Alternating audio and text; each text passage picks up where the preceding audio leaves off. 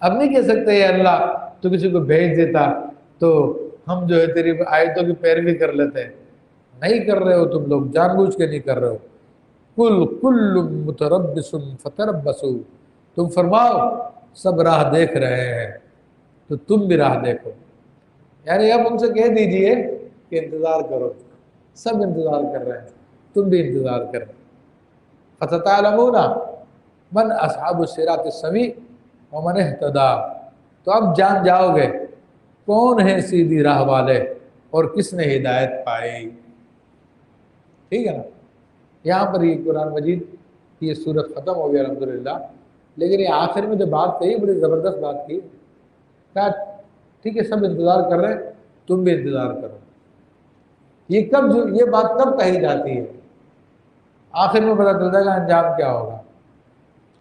یہ بات اس وقت کہی جاتی ہے جب کسی بندوں کو آپ اچھے اچھے دلائل دیں، سارے دلائل دیں، سمجھانے کے جتنے طریقے سب استعمال کر رہے ہیں، پھر بھی وہ بندہ آپ کی بات نہ مانے اور کہا جی میں نہ مانوں، میں ٹھیک ہوں، بلا وجہ ضد میں اڑا ہو.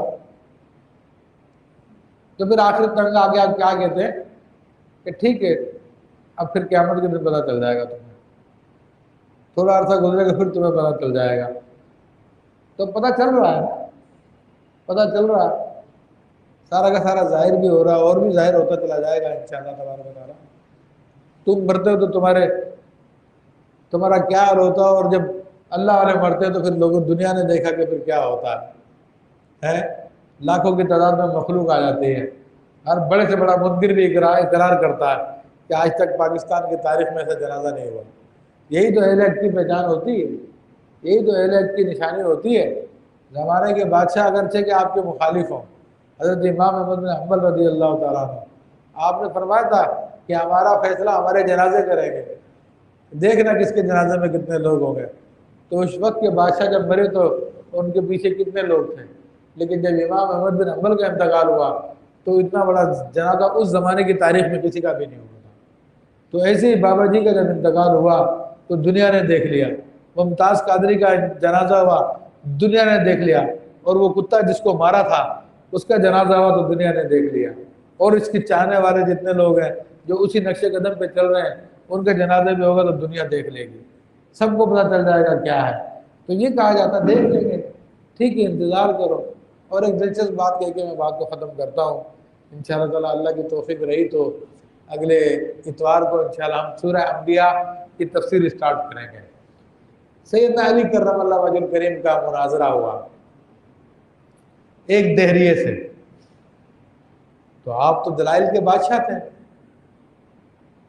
لیکن سامنے سے اگر کوئی ضدی ہر طرف آ جائے میں نہ مانوں تو آپ اس کو نہیں منا سکتے. ہماری تو خواہش ہی ہوتی ہے بس اس کو منوا لیں، نہیں مانتا تو اس کو سر پہ ڈنڈا مار کے اس کو منوا لیں، اس کو کوڑے مار کے منوا لیں. اب تو کیوں نفس کے لیے کر رہے ہوتے ہیں سارے کام، اور اہل اللہ نفس کے لیے نہیں کر رہے ہوتے. وہ کہتے ہیں ہم نے اپنے دلیل دے دی ہے، اب نہیں مان رہا اس کی مرضی ہے، یہ اپنے قبر میں جائے گا میں اپنے قبر میں جاؤں گا. وہ اگڑتے نہیں ہیں، جھگڑتے نہیں ہیں.